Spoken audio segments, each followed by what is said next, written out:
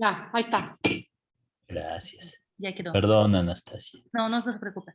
Bueno, entonces, para analizar los datos de microsatélites, tenemos muchos programas, unos programas clásicos como GenPop o FSTAT, y actualmente también tenemos muchos paquetes de R. Y bueno, hay diferentes librerías para analizar los datos de microsatélites, y lo que bueno del R, que hay muchos manuales muy buenos, y también hay tutoriales que resuelven problemas particulares. Son gratis, hay de hace 10 años, hay nuevos de 2020, y todos están centrados en algún problema en particular. Entonces, en ese sentido, yo creo que para análisis de microsatélites de CNPs, pues el R podría ser muy bueno. Ok, entonces ya delataron qué especie es, pero ¿alguien sabe un poquito sobre esta especie? ¿Por qué? Porque es una especie interesante. Entonces, esta especie que yo quería platicar de análisis de microsatélites. A ver si alguien me platica qué saben de esta especie.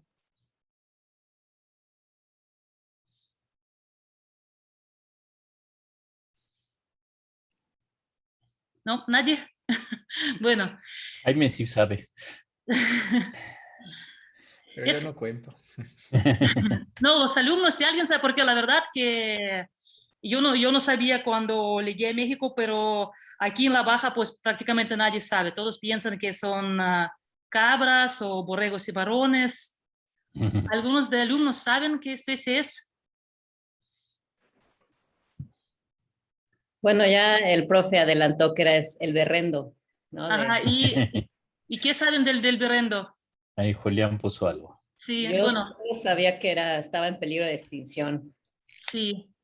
Sí, el berrendo es interesante porque el caso del berrendo, y más entre comparación entre México y Estados Unidos, porque hay ahora 4 subespecies del berrendo, 3 en México y 1 en Estados Unidos. Las 4 pasaron por un cuello de botella muy grande porque los cazaron muchísimo.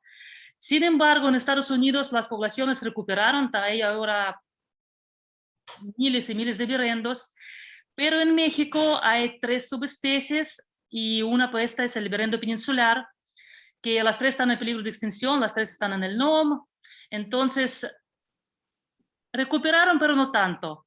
Esta, por ejemplo, está en el bajo un manejo en semi-cautiverio, porque aunque el número poblacional ya se incrementó, creo que ahora tiene alrededor de 700 individuos, pero el problema es el hábitat. Como es difícil liberarlos porque la verdad que no quedó el hábitat, hay mucha competencia con el ganado, pero bueno, ahí van, están tratando ahora liberarlos. Entonces, lo que quería mostrar es un trabajo que se hizo con unas muestras históricas y con 3 subespecies de berrendo. Entonces, aquí en el mapa, en azul, está la distribución actual del berrendo peninsular, que únicamente se encuentran en estado de Baja California Norte, en la reserva biosfera de Vizcaíno. Y si se fijan, la distribución histórica es prácticamente toda la península. Por otro lado está el berrendo sonorense, que tiene unas poblaciones en Sonora, bien pequeñas, y también están en Arizona bajo manejo también semi-cautiverio, digamos. También ellos están liberando ahora los individuos que tienen. Y las 2 subespecies pasaron por un cuello muy fuerte.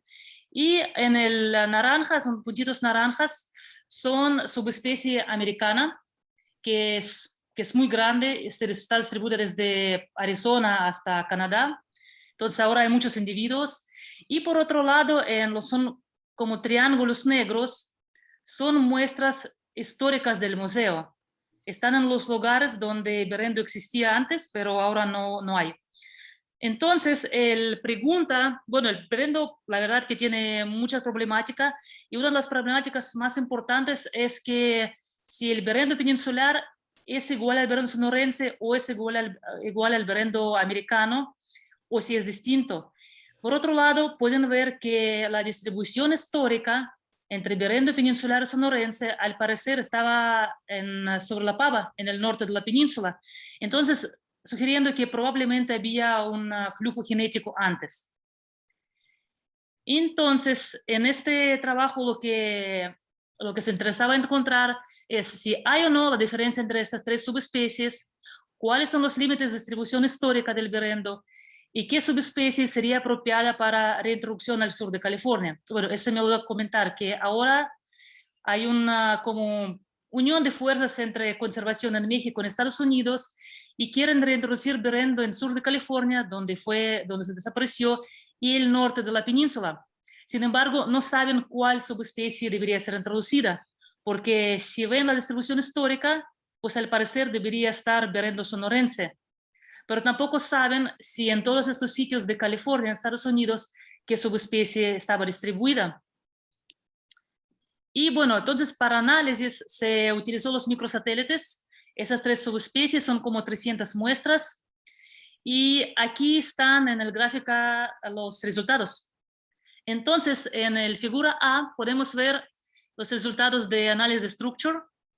En verde están los berrendos sonorense, americano en naranja y peninsular en azul. Y bueno, el structure determinó que la más probable agrupamiento son tres grupos, tres poblaciones, tres subespecies, y que la verdad que al parecer no hay mucha conexión entre esas subespecies. Por otro lado, las muestras del museo se separaron en dos grupos. Una parte fue para el berrendo peninsular, que son las muestras que son el 6 y 7, que están en la península, en el norte de la península, y todo lo que está en California, al parecer, pertenece al berrendo americano. Entonces, la verdad fue bien útil la utilización de esas muestras porque ahora sacamos del duda que aquí para el norte de la península, qué especie vamos a introducir. Entonces, no es una práctica, pero vamos a ver paso al paso cómo se filtró estos micros, qué se hizo con ellos, cuáles los primeros análisis de diversidad se hizo. Y bueno, todo el análisis de microsatélites comienza con un Excel, que aquí tenemos los individuos y aquí tenemos en columnas los loci. Cada locus puede estar representado por sus dos alelos. Y bueno, la verdad que en así archivo de Excel, si tenemos más de 300 individuos y unos 10 micros, pues es complicado detectar los errores. Si hay un error es que como se apunta prácticamente a mano, por todo se hace a mano, entonces podría ser un error de tecla o puede ser un error así de scoring de un micro. Entonces lo que se usa es, primer paso de filtrar los micros, es un binding, o es una forma de agrupamiento.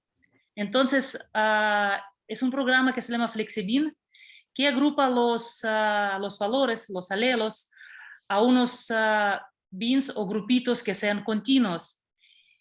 ¿Por qué se hace esto? Porque aunque se piensa que la diferencia entre un alelo y otro para un microsatélite sería 2 pares de bases, o 3 o 5 o 4, pues depende de qué tipo de microsatélite estamos hablando, el cambio es un poquito más grande o un poquito más chico. Y entonces, si vamos a forzar a mano los alelos a unos 2, 3, 4 o 5 pares de bases, podríamos llegar a alelos erróneos o unos errores de genotipificación.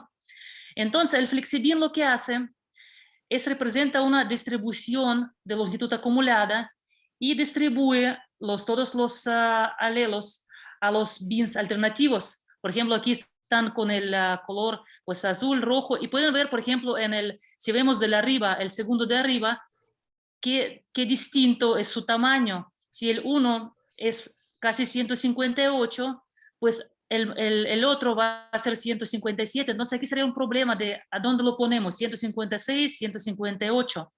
Entonces para eso se usa este programa FlexiBin que estima, se agrupa esos alelos, y por ejemplo en el caso de este locus, el tamaño es 1.9, no son dos pares de bases. Por otro lado, es muy buen programa para detectar errores, lo que comentaba del teclado. Por ejemplo, si aquí vemos que para este locus tenemos, ¿cuántos? 6 alelos. Sin embargo, tenemos uno que sale muchísimo del tamaño de los otros. Entonces, probablemente es un error y no es un 295, sino es un 195. Probablemente hubo un error, pero sería regresar al análisis de fragmentos y revisar qué es lo que pasó con este alelo. Entonces, una vez que pasamos nuestros datos por el FlexiBin, vamos a tener un archivo que podría ser el del FSTAT o el GenPop. Es un archivo pues, de texto muy simple, donde tenemos el nombre de nuestros marcadores, después tenemos los individuos, o podemos aquí poner las poblaciones, y tenemos los valores. Entonces, por ejemplo, para el primer individuo, los primeros dos locos son heterozigotos, el tercero es el homozigoto. Y en contrario, el segundo individuo es homozigoto para primeros dos loci y es el heterozigoto para el tercer locus. Y bueno, entonces para trabajar en el R es muy fácil, pues se utiliza, en general, pues se puede usar diferentes, pero este paquete ADGenet es muy bueno. Entonces se puede usar la función como read fstat, va a leer entonces este archivo y lo va a convertir a un objeto que es este paquete, el ADGenet, el objeto genint. Y bueno, si queremos a este objeto genint, a nuestros datos de genotipos, podemos agregar cualquier información poblacional, por ejemplo, pues las especies, las poblaciones, los grupos, así como los podemos definir lo que queremos. Entonces, en este caso, yo tengo un archivo de CSV que está aquí, que son los individuos, que son la primera parte. Con la función head se puede ver las primeras líneas de este archivo. Entonces, lo que tenemos son números y después números de individuos que tienen que corresponder a nuestro archivo de entrada, digamos, el archivo de texto que tenemos de los individuos. Y podemos poner las especies, qué especie es o qué subespecie es. Y después podemos agregar este archivo de las traits o características, pues donde están nuestras especies, a nuestro archivo, el genint. Y bueno, si tecleamos en el R nombre del archivo genint, es lo que vamos a obtener. Entonces, como primera vista, incluso aquí tenemos alguna información que podría ser interesante. Por ejemplo, tenemos 308 individuos, tenemos 18 loci, tenemos 96 alelos, y bueno, lo primero que vemos que tenemos de 4 a 24 alelos por locus, pues tenemos una gran variación entre diferentes loci. También vemos que los individuos son diploides, y también vemos nuestro archivo que agregamos de subespecies o de las poblaciones, que el tamaño de grupo se difiere de 10 individuos hasta 170. Ok, entonces una vez con este archivo genint podemos hacer muchísimas cosas utilizando no solamente paquetes de GeNet, sino otros tipos de paquetes que pueden leer este objeto. Entonces lo que vamos a ver, el primero, es muy importante, son los alelos nulos. Entonces el alelo nulo para los microsatélites es cualquier alelo que no se amplifica sistemáticamente mediante el PCR. Entonces, ¿por qué sucede esto? Bueno, primero tenemos el problema con hibridación. Podemos tener una mutación en el sitio donde se une el primer. También porque a veces los microsatélites no se desarrollan para la especie en cuestión, sino se usa los micros desarrollados para otra especie. Probablemente las especies son distintas, entonces tienen algún grado de divergencia. Y puede ser que hay mutaciones o inserciones o duplicaciones que no van a permitir que el primer se une bien en todos los sitios que queremos amplificar.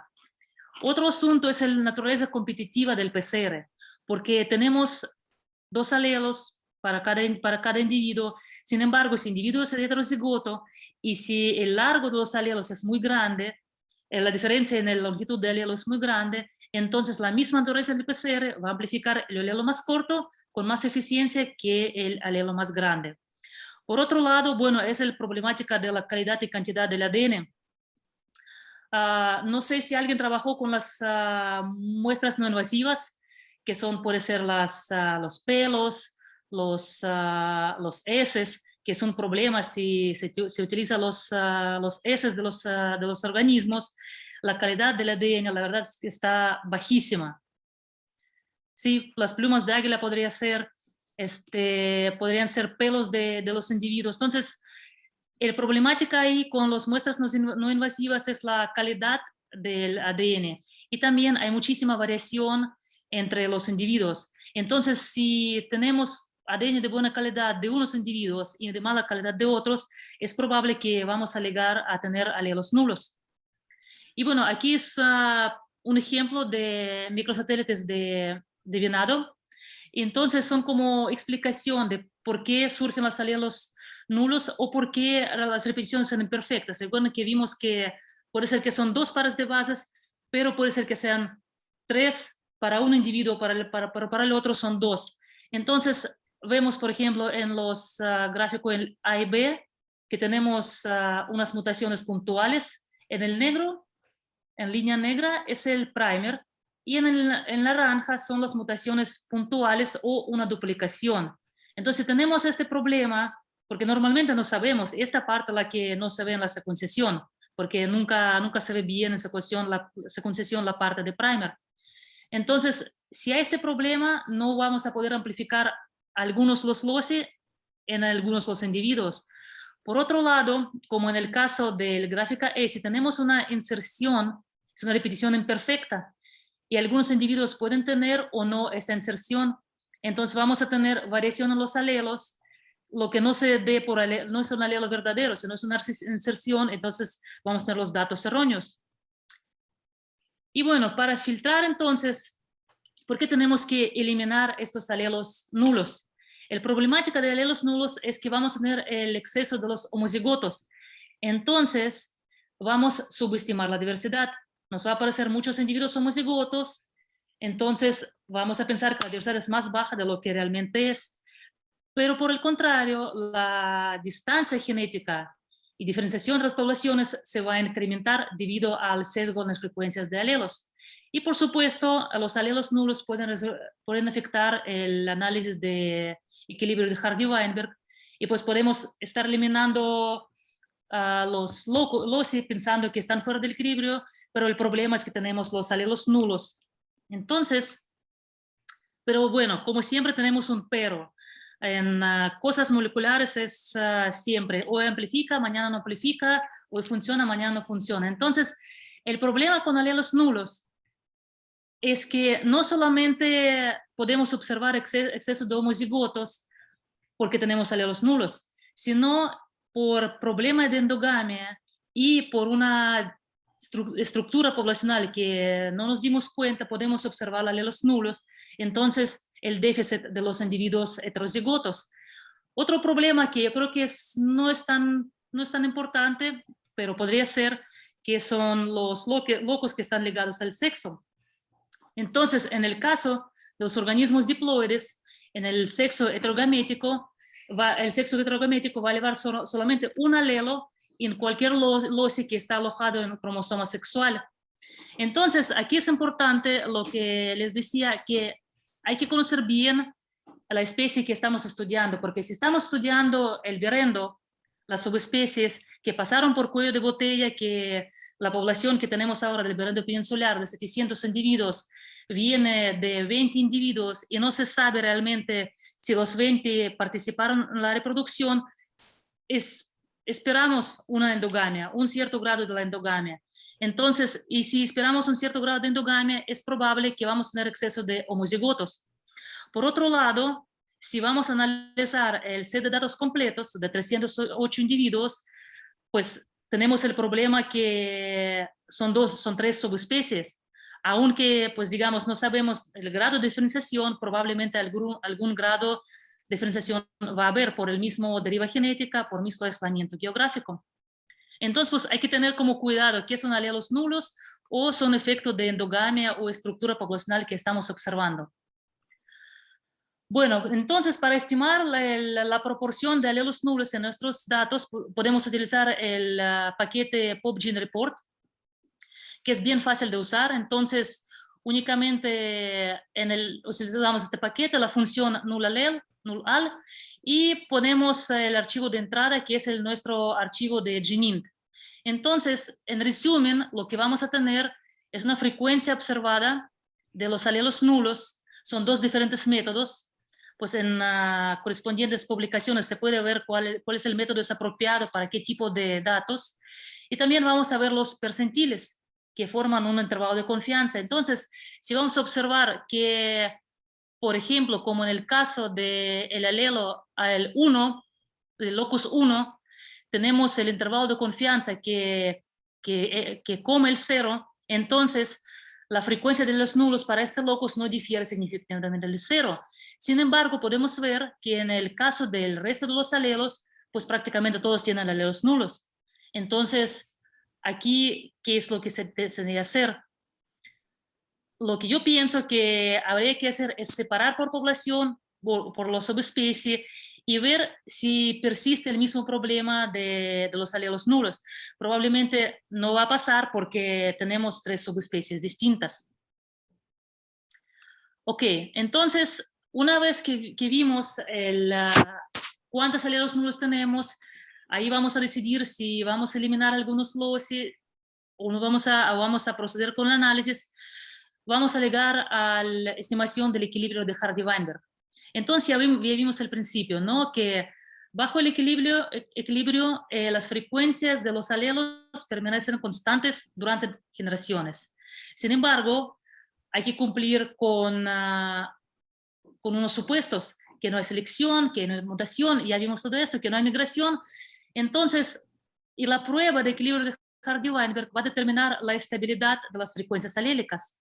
Mientras que si determinamos que hay una desviación excesiva del equilibrio, hay una violación de los supuestos o puede ser que hay un error, por ejemplo, que tenemos alelos nulos.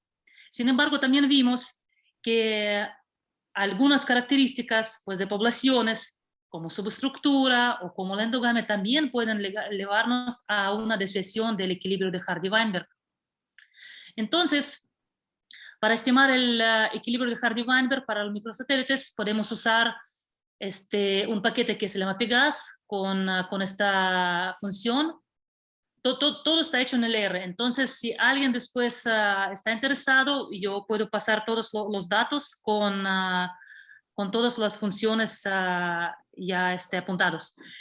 Entonces, nos va a estimar un valor de P de chi cuadrada y también un valor de P que está basado en las permutaciones de alelos en Monte Carlo. Entonces, aquí podemos ver en este resultado que es para todos los individuos y está separado por locos. Y bueno, en nuestro caso, ninguno de los loci está bajo la expresión nula de los Hardy-Weinberg. Todos están fuera de Hardy-Weinberg. Entonces, pues, ¿qué hacer? No que vamos a eliminarlos todos. Y si tratamos de analizar los mismos datos, pero separando ahora por subespecie. Entonces, para esto se utiliza una función que es cpop. Hacemos lo mismo, pero separando por la población o subespecie. Entonces, aquí hacemos con un resumen, vemos los subespecies que A es Antilocapra americana sonorense, o americana, o la última es peninsular, y diferentes locos. Entonces, bueno, ¿qué observamos? Que, por ejemplo, el locus 2 pues está prácticamente en equilibrio, pues incluso si vamos a hacer un ajuste de comparaciones múltiples, yo creo que todos van a estar en equilibrio. Y bueno, para visualizar mejor se puede hacer como un heat map así simple. Entonces, en azul están todos los que están por encima del alfa. En rosa están por encima del alfa que definimos, en este caso de 0.01. Y podemos ver que realmente deberíamos preocuparse pues únicamente por un locus que es el 11, que presenta la desviación de Hardy-Weinberg en todas 4 poblaciones, todos 4 grupos que estamos analizando. Entonces, lo que pueden ver que es muy diferente analizar el datos en conjunto que analizar separando por poblaciones. El problema es que en el caso, por ejemplo, este caso del berrendo, sabemos que son 3 subespecies, pero si tenemos unos datos desconocidos, pues corremos análisis, todo está fuera de Hardy-Weinberg, pues, ¿qué vamos a hacer? El problema es que es necesario conocer la especie que estamos estudiando. Ok, una vez que hicimos el equilibrio de Hardy-Weinberg, decidimos qué hacer con este locus que está afuera. Probablemente sería buena idea eliminarlo, o podríamos, algunos autores lo que sugieren, pues, bueno, hacemos análisis con este locus o sin este locus y vamos a ver cómo afecta realmente nuestros resultados. El siguiente filtro es analizar los datos por el desequilibrio del ligamento. Entonces, en el caso de los microsatélites, a diferencia de los SNPs, no sabemos en qué parte del genoma está localizado nuestro locus. Entonces, y entre más cerca están dos marcadores en un cromosoma, es muy probable que se van a heredar juntos y que no van a proporcionar una información independiente uno de otro. Entonces, para eso tenemos que hacer una prueba de desequilibrio del ligamento que va a evaluar esta asociación estadística. Y bueno, y también aquí el asunto que el equilibrio o desequilibrio va a depender de todos los factores que ya conocemos, que la deriva, que la selección, que la mutación. Entonces, pues por todos lados tenemos esos factores que no nos permiten realmente hacer así como los datos, tener los datos perfectos.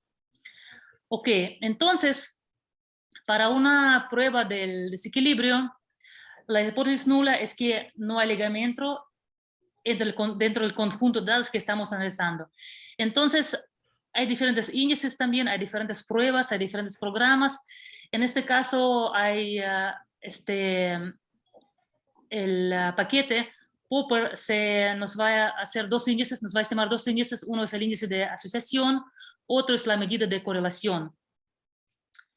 Y entonces, lo que vamos a obtener es el gráfico que nos va a mostrar una distribución esperada si los loci fueron en equilibrio, y también es lo que está observado. En este caso, esta línea azul punteada es lo que se está observando en nuestro conjunto de los datos de 308 individuos, y también nos va a dar un valor de P que es 0.005. Entonces, bueno, otra vez el problema, tenemos el pues desequilibrio del ligamento. Sin embargo, aquí tenemos pues dos cuestiones. Uno, que otra vez estamos analizando las subespecies conjunto, y otro es el problema que la prueba estadística con tantas muestras se nos incrementa mucho el poder de detectar los falsos positivos. Entonces, probablemente hay que hacer ajustes para el número de comparaciones que estamos haciendo. Bueno, entonces, por otro lado, podemos ver a qué asociación se deben nuestros valores significativos. Por ejemplo, aquí en el gráfico de un heatmap se puede ver el ligamento entre todos los locos que tenemos. Y bueno, al parecer, el que da mucho peso es la asociación entre locus 11 y el 13. Sin embargo, ¿qué es lo que va a pasar si separamos nuestras poblaciones y analizamos una separadamente de otra? Aquí vamos a hacer un poquito diferente. Vamos a crear el objeto GNINT para cada de nuestras subespecies. Utilizamos una función que se llama POPSUB. Entonces, nuestro objeto GNINT, que es el pronghorn, y vamos a sacar la población número 4, que es el berendo peninsular. Después la población número 1, que es el berendo americano. Y así.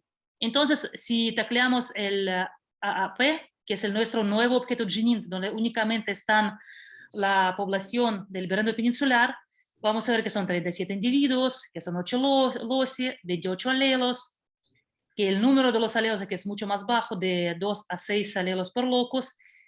Y si hacemos el análisis de equilibrio de ligamento, podemos observar pues la perspectiva totalmente distinta. El valor de P es 0.7, no es significativo. Nuestra distribución está dentro de la distribución esperada si los loci fueran en equilibrio. Entonces, pues para esta población no hay los loci que están en desequilibrio de ligamento. Pues todo bien, que vamos a ver qué pasa con la otra. Entonces tenemos 170 individuos para otra subespecie. Y pues aquí tenemos el P de 0.014, mucho mejor de que es de 0.005. y incluso la distribución observada ya está dentro de la observación esperada. Y podemos también ver que el resultado no es consistente.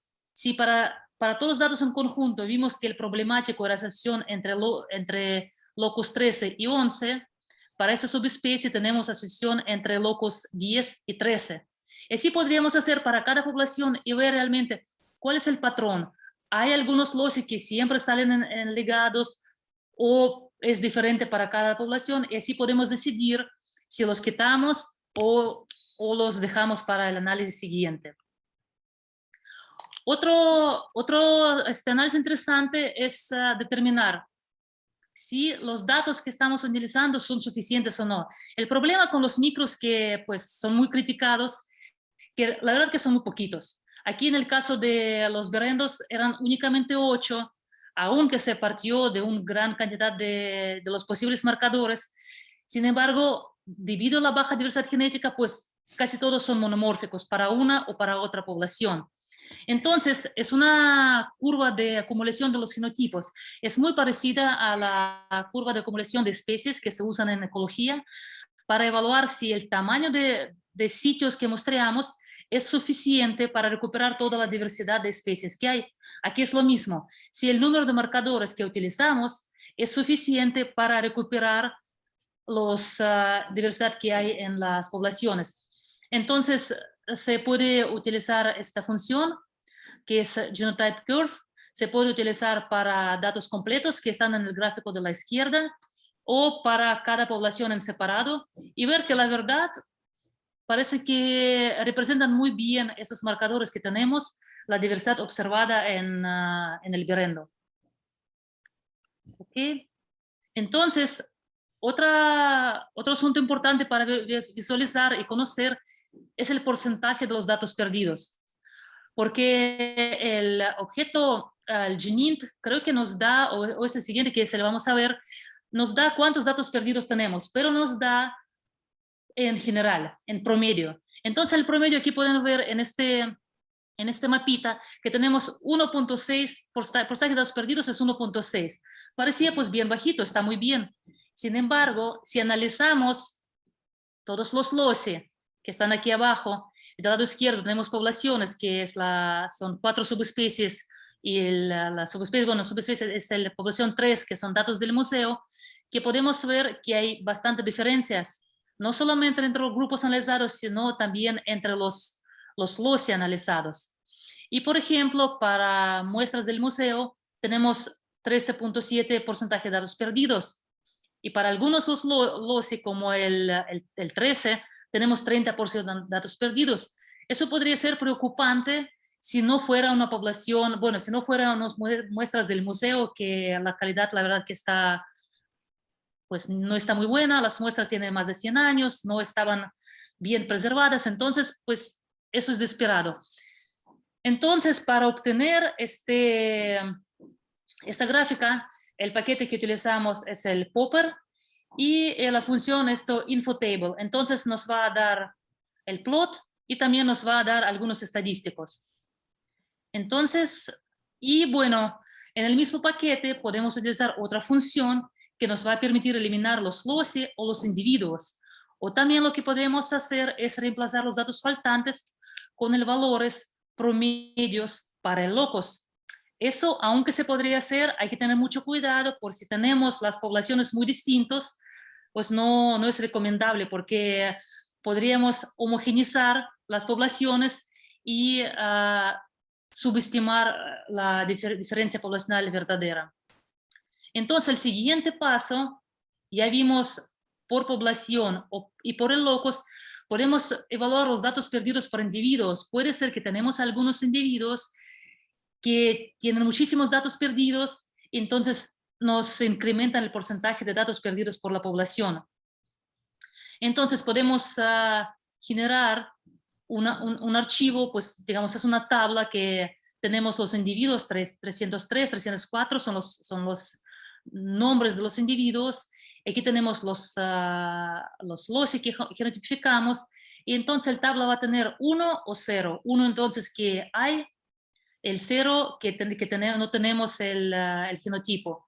Y después podemos fácilmente en el R visualizar nuestros datos con un heatmap y podemos ver que efectivamente hay algunos individuos que tienen, que están genotipificados por muy pocos loci, que tienen muchos datos perdidos. Aquí, por ejemplo, en arriba se ven que hay algunos individuos que tienen datos perdidos por la mitad de los marcadores. Entonces, probablemente tenemos que ver qué pasa con esos individuos, pues y quitarlos de análisis y ver cómo mejoran nuestros resultados de datos perdidos. Ok, entonces terminamos, pues, digamos, el primer paso, el paso de filtrar nuestros datos. Entonces, ¿qué es lo que podemos concluir? El binding o el agrupamiento con FlexiBin nos ayudó a detectar algunos alelos que son mal llamados, unos errores que podemos hacer cuando estamos llenando la base de datos del Excel. Por otro lado, el equilibrio de Hardy-Weinberg nos indicó que si analizamos todos los datos conjuntos, podríamos tener todos los datos fuera del equilibrio. Por eso tenemos que pensar bien qué estamos analizando y cómo. Porque al nivel ya de poblaciones, que hay muy pocos, hay solamente un locus que nos llamó atención, que está fuera del equilibrio de Hardy-Weinberg. Por otro lado, el equilibrio de ligamento puede ser un artefacto de tamaño de la muestra o estructura poblacional o del problema de reproducción. Si unos pocos machos son responsables de toda la reproducción, si hay sesgos, pues los individuos que participan en la reproducción. Por otro lado, vimos alelos nulos y posibles causas de presencia de esos alelos nulos en nuestros datos. Entonces, aquí lo que sugiere es revisar la calidad del ADN utilizado, probablemente volver a genotipificar algunos los loces para algunos individuos. Y también que, aunque la presencia de los alelos nulos es una posibilidad, también los patrones de reproducción, la historia demográfica por la cual pasó nuestra especie o nuestras especies o población, o la endogamia, también podrían explicar esos resultados. Y bueno, los datos perdidos, pues que vimos que hay diferencia entre poblaciones y también que hay algunos pocos individuos que no están bien genotipificados, no se incrementan mucho el porcentaje promedio de los datos perdidos. Y bueno, la sugerencia aquí pues es buscar patrones y también tratar de analizar los datos pues completos y después quitando estos individuos o quitando estos los loci problemáticos y ver cómo cambia, porque la verdad en el caso de micros, si en el caso de CNPs tenemos 10.000 CNPs y si quitamos 100, 200, 300 no es problema. En el caso de microsatélites, si tenemos 10 y quedamos y vamos a quitar 2, 3, pues ya es una pérdida significativa. Ok, entonces una vez que tenemos nuestros datos perfectos, todos bonitos, todos en equilibrio, no ligados, sin alelos nulos, sin datos perdidos, podemos pasar a ver los análisis de resumen o estadísticos básicos. Entonces para eso, en caso de microsatélites... Anastasia, un segundito. Ajá. Nada más hay que preguntar a ver cómo vamos. ¿Cómo vamos? Sí, si vamos... Sí, lo último que decía Anastasia es muy importante, ¿no? Hay veces cuando tienes suficientes loci que puedes quitar, por ejemplo, los que estén más ligados o algunos que tengan algún artefacto. A veces cuando hay alelos nulos, por ahí hay algunos programitas que tratan de corregir el problema de los alelos nulos que han usado algunas personas del instituto. Creo que Juan Pablo Jaramillo a veces utilizaba algunos de estos programitas. En otros casos, como lo que hacía Gaby, ¿verdad, Jaime? Era quitarlos, los que le caían gordos, ¿no? Pero bueno, todavía teníamos como 15, ¿no? Que quedaban como 10, pero bueno. Pero sí, pues como decía Anastasia, es muy valioso cada marcador de micros y luego pues sentimos bien feos de quitarlos. Entonces nada más los que de veras se portan mal, quisiéramos quitar. ¿Alguna otra pregunta, chicos? ¿Comentario? Sí, yo tengo una duda. A ver, de uno en uno. Bueno, que hable ella primero. ¿Vanessa? Ok. En el caso de alelos nulos, ¿cómo sabes que es por alelo nulo o, como decía la doctora, por la historia demográfica o endogamia? O sea, ¿hay algún programa o ya lo haces como tú? Sí, hay varios programas que tratan de analizar esto. ¿Cómo se llamaban? nula Lil y cosas por el estilo, ¿no? Aunque a veces también pues hacen como cosas circulares, ¿no? O sea, tratan de ver qué tan lejos están de Hardy-Weinberg y cosas por el estilo.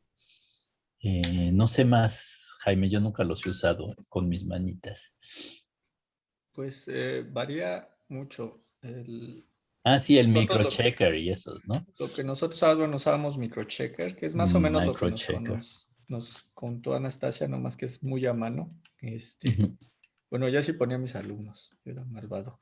Y usábamos un programa que se llama Frina, que lo que hace es hacer una evaluación de la estructura genética considerando alelos nulos o sospechosamente nulos. Y hace una prueba estadística para ver si esta presencia de alelos sospechosamente nulos afecta a las frecuencias alélicas, sus patrones de diferenciación. Y si no, pues entonces pues uno no se preocupa. Y el otro criterio Mucho. mucho es que generalmente los patrones, por ejemplo, de endogamia, pues tenemos que verlos más o menos constante entre los individuos, ¿no? O sea, sí tiene que haber una constancia entre los individuos y entre los marcadores. Esperamos que si hay muchos homózigos, debe haber homózigos entre los marcadores. Si nada más es un marcador el que tiene este problema de exceso de homózigos, pues lo más probable es que sea un error. Pero bueno, no sé. ¿Qué opina también Anastasia?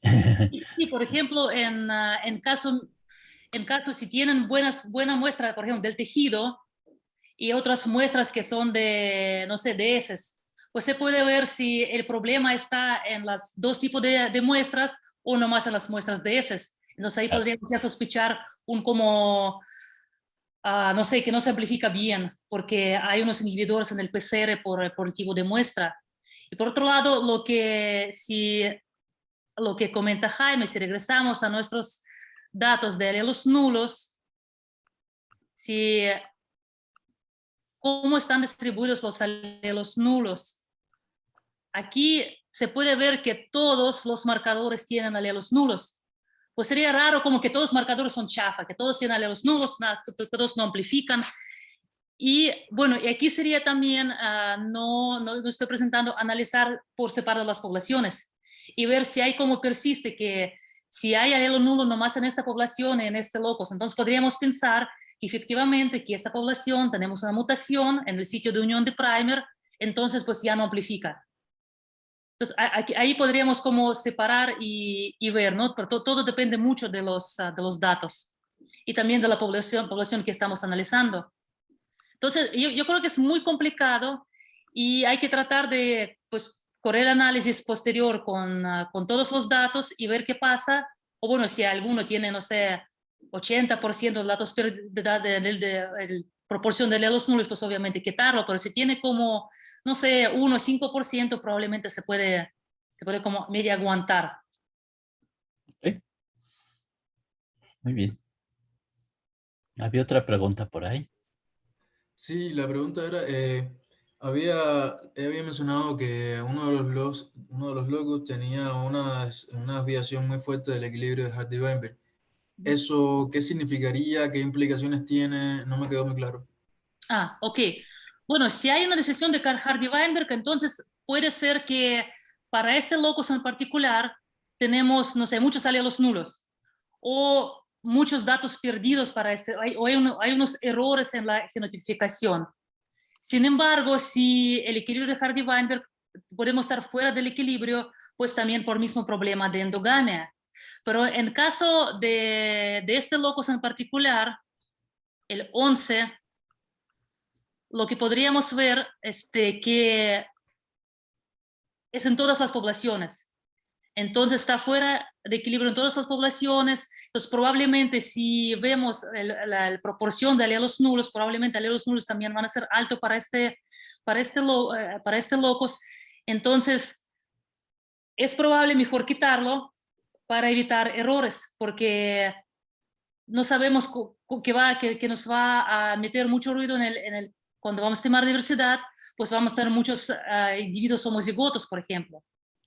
Entonces, en este caso, yo pensaría que lo quitaríamos y seguiríamos con el resto, porque el resto, si se ve, que para alguna población sí están en el equilibrio, para otra población no están, entonces como que hay variaciones y pues probablemente es nomás el error de, pues si también aquí el problema es decidir, ¿no? ¿Cuál es nuestro valor de P? ¿En qué cuáles vamos a sacar, cuáles no vamos a sacar? La verdad que es bien complicado. Y la verdad que podemos tener errores porque son los falsos positivos. Aquí, por ejemplo, no queremos tener ninguno en el equilibrio, pero si hacemos el otro tipo de análisis, pues al contrario, queremos que están en el equilibrio, no están en el equilibrio. Es complicado y todo hay que ver con los datos. Yo creo que se hace el análisis siguiente y se ve qué es lo que pasa, si lo sacamos, si no lo sacamos. Pero como es consistente, nos da problema y también en el caso de... Aquí, por ejemplo, en el desequilibrio, pues también está este locus. Entonces, como que es el locus que todo el tiempo nos da un problema. Pues probablemente pues lo quitamos y ya evitamos de... Aquí podríamos ver, ¿no? Si tienen datos perdidos, bueno, para alguna población sí, bastante, pero para otros no tiene. Entonces, como que es muy complicado.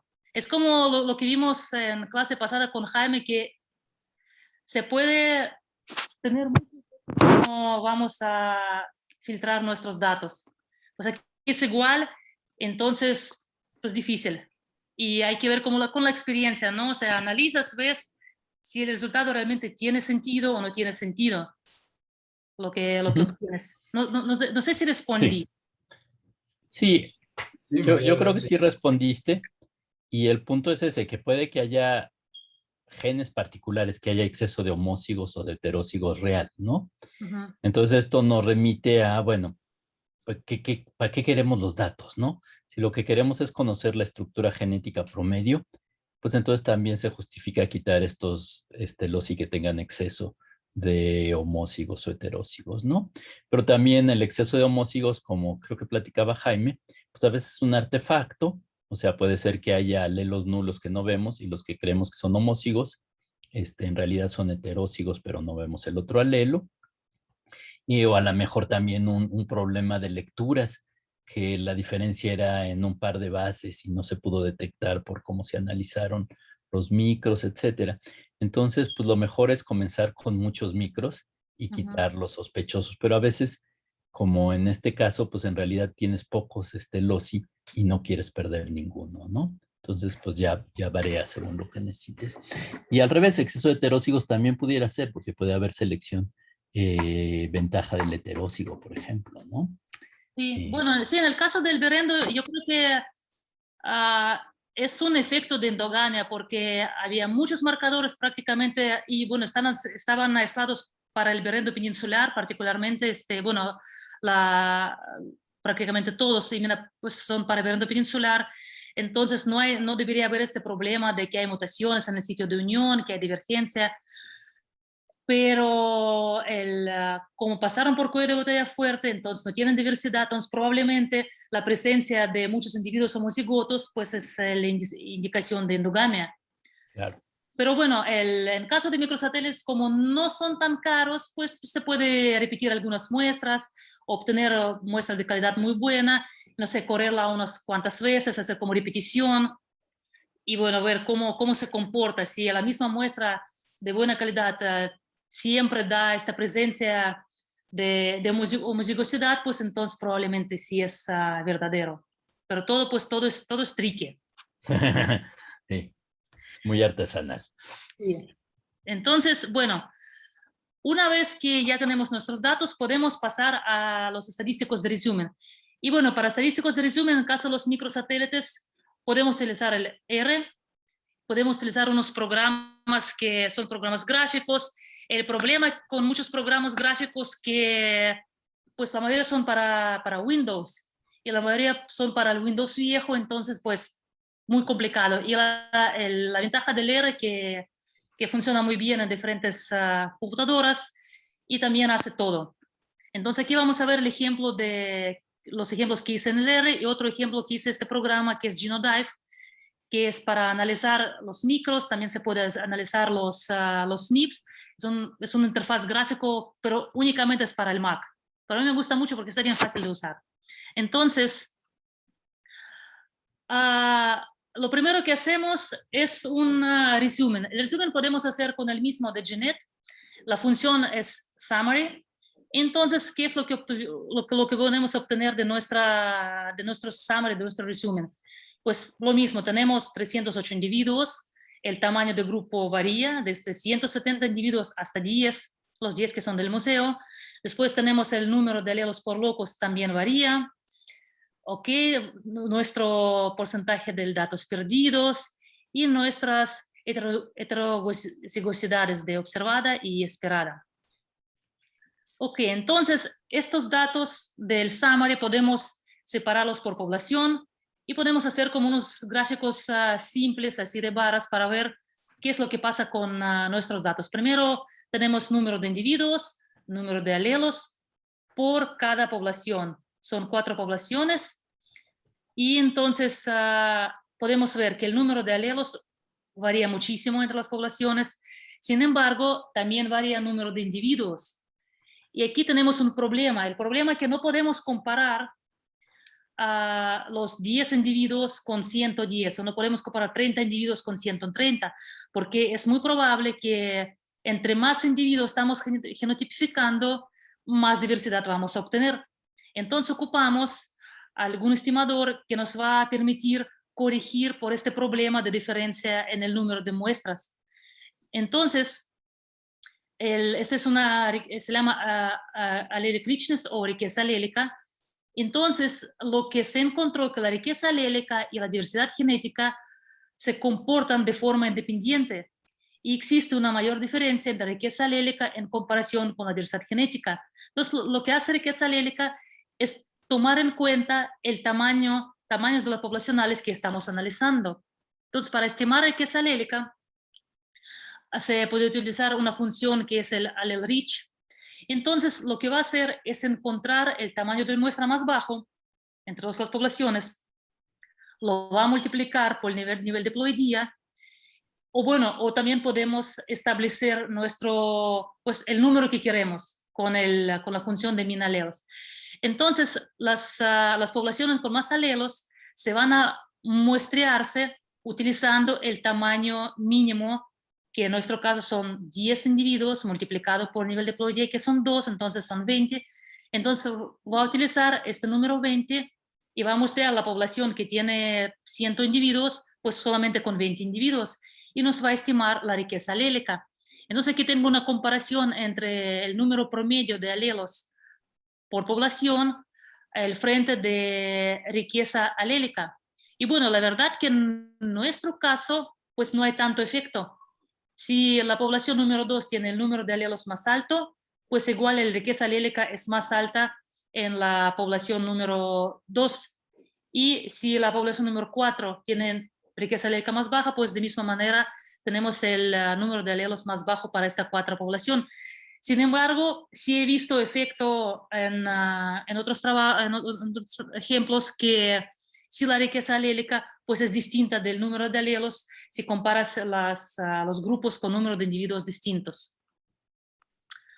Ok, entonces ya vimos el número de alelos por la población promedio, vimos que hay variación bastante grande, que algunas poblaciones son más diversas que otras, y aquí lo que sigue es ver las heterozigosidades. Entonces, es uno de los parámetros más importantes que se presenta de un conjunto de datos, un parámetro de resumen que yo creo que todas las publicaciones lo tienen. Y nos podría decir mucho sobre la estructura de la población o incluso sobre su historia. Por ejemplo, los índices de la heterozigosidad bajos pueden indicar que la población pasó por un cuello de botella. Y por el contrario, si tenemos la heterozigosidad alta, pues tenemos mucha variabilidad genética. Y por otro lado, lo que podemos hacer es comparar los índices observados con los índices esperados bajo supuesto del equilibrio. Entonces, si la heterozigosidad que estamos observando es menor de lo que observado, pues podríamos suponer una fuerza como endogamia o, bueno, los errores de nuestro mal filtrado. Por otro lado, si la heterozigosidad es mayor de observada a lo esperado, entonces pues tenemos la selección o tenemos altísimas tasas de migración. Ok, entonces podemos de lo mismo nuestro archivo de resumen del summary, podemos ver, aquí tenemos todas las poblaciones. Y bueno, también hay varias medidas para medir heterozigosicidad, pero en general el valor se está entre 0 y 1. Entonces, tenemos aquí la heterozigosicidad esperada para todos los loci y observada también para los loci. Lo que podemos ver, pues, que hay variación. Y al parecer que hay más variación en la esperada que en la observada. Entonces, ¿qué es lo que pasa si ahora hacemos lo mismo, pero vamos a separar por nuestras 4 poblaciones o 3 subespecies en muestras del museo?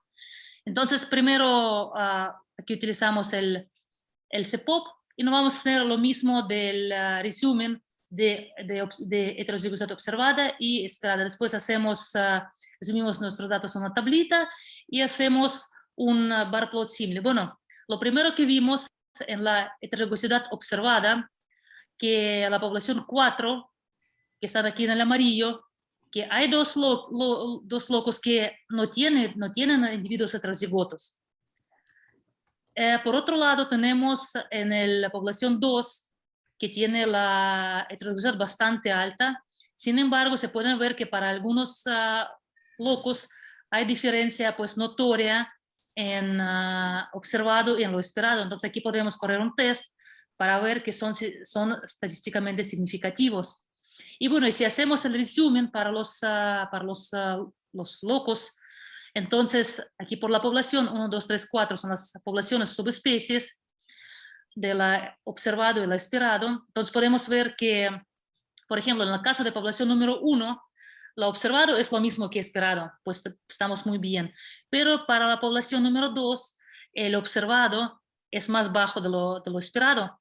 Y lo mismo podemos ver en nuestro gráfico, en bar plot. Si para caso de la heterozigosidad observada para la población 1 y 2, pues tienen el mismo dato, sin embargo hay diferencia en la heterozigosidad esperada.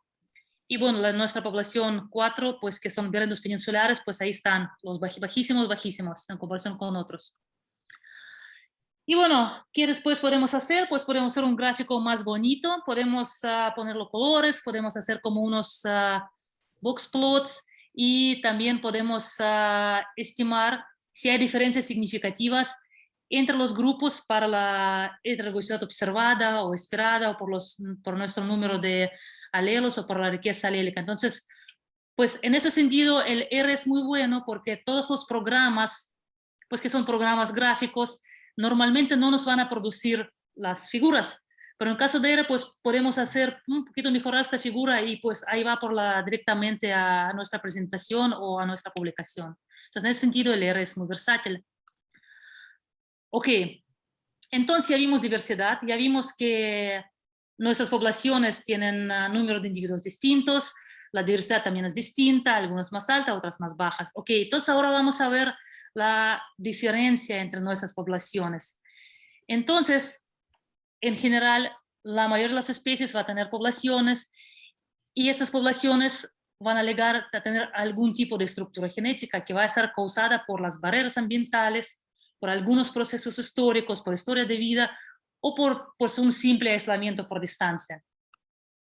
Entonces, es muy importante estimar la diferenciación poblacional que sea confiable, es crucial para conservación, por ejemplo, o también para el manejo, no sé, de los stocks pesqueros, o en el caso de Berendo fue crucial llevar a cabo este análisis y decir que la subespecie peninsular es distinta a la subespecie sonorense y de la americana, porque, por ejemplo, aunque el NOM al nivel de México reconoce que el berendo peninsular es distinto, la lista roja de UICN no reconoce subespecies.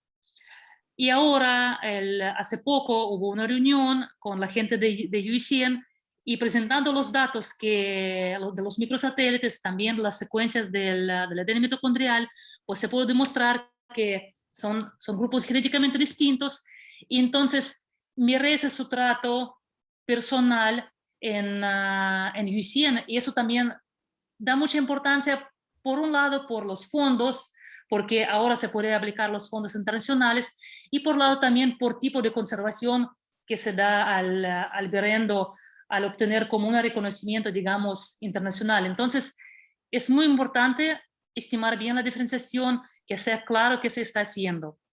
Ok, entonces, hay también muchísimos estimadores para estructura genética, para diferenciación. Como FST, por ejemplo, es el método pues, clásico, entonces varía del 0, que no hay diferencia, al 1, que son completamente diferentes, pues no tiene alelos el común. Entonces, cuando no hay diferencias en la frecuencia de los alelos entre poblaciones, pues tenemos FST de 0 o pues cercano al 0. Entonces, suponemos que hay un gran flujo de genes entre las poblaciones que nos van a igualar las frecuencias de los alelos. O los dos grupos que estamos pensando que son dos grupos, pues realmente no son dos grupos, sino es un grupo continuo. Por otro lado, tenemos otros estimadores, por ejemplo, como uno es el RCT, que fue desarrollado específicamente para microsatélites, que toma en cuenta el modelo de mutación que toman los micros, pero todos tienen sus críticas, ¿no? Todos tienen sus pros y contras, y a veces lo que vi en las publicaciones, lo que también he hecho, es estimar los dos, el FST, el RCT o algún otro estimador, y pues ver realmente si parecen o parecen o hay alguna diferencia pues grandísima. Y entonces, para estimar la diferenciación poblacional en el caso de berrendo, pues para variar vamos a utilizar el no R, pero también se puede hacer con R, bien fácil. Aquí vamos a utilizar este programa Genodive. Es también muy simple porque podemos elegir, bueno, vamos a hacer diferenciación poblacional por pares, queremos FST, ahí hay muchísimos otros estimadores en este programa, pues podemos poner las permutaciones, pues le picamos calcular y también lo hace bien rápido. Entonces lo que vamos a obtener al final, pues unas tablitas de los 4 subespecies, bueno, 3 subespecies de datos del museo, nuestros datos de FST y nuestro valor de P, pues que todas las comparaciones son significativas, y también podemos ver que, por ejemplo, en el caso de población 1, bueno, subespecie 1 y 2, que es el berrendo sonorense, berrendo americano, si vemos qué es lo que pasa con la población del berrendo peninsular, pues tenemos valores de FST bastante altos. Sin embargo, pues algunos pueden decir aquí que esta diferenciación también podría ser, se dio a poco tiempo debido a la deriva genética, porque las poblaciones se disminuyeron muchísimo, la deriva genética probablemente fijó distintos alelos en distintas poblaciones, y por eso son tan distintos, pero realmente no son tan distintos, y pues podría ser una discusión sin fin. Y bueno, aquí ahora vamos a pasar a los CNPs. No sé si tienen algunas dudas sobre estadísticos de resumen para los microsatélites o algunas preguntas. Sí, tengo una pregunta. Si me permite.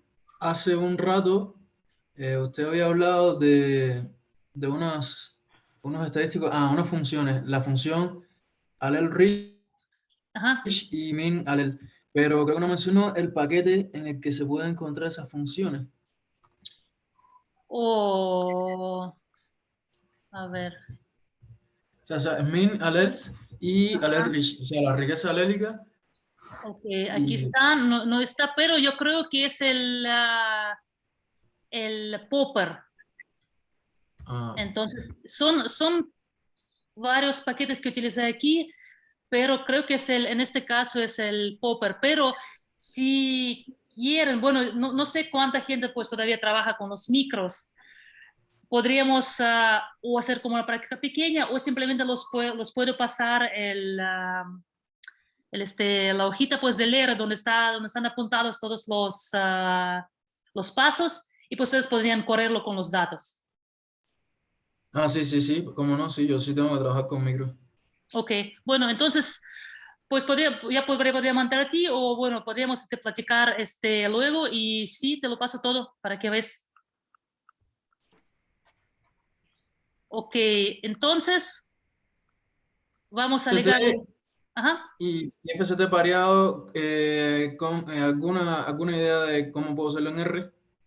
No, sí, de hecho lo vamos a ver con CNPs y la verdad que son los mismos paquetes.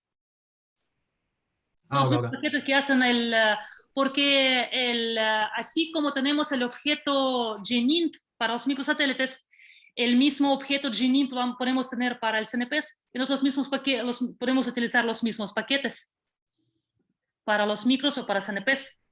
Y creo que en este ejemplo que hice, pues también hice con el R. Simplemente pues lo presento como para variar, pues se puede utilizar R, también se puede utilizar un programa gráfico que también funciona.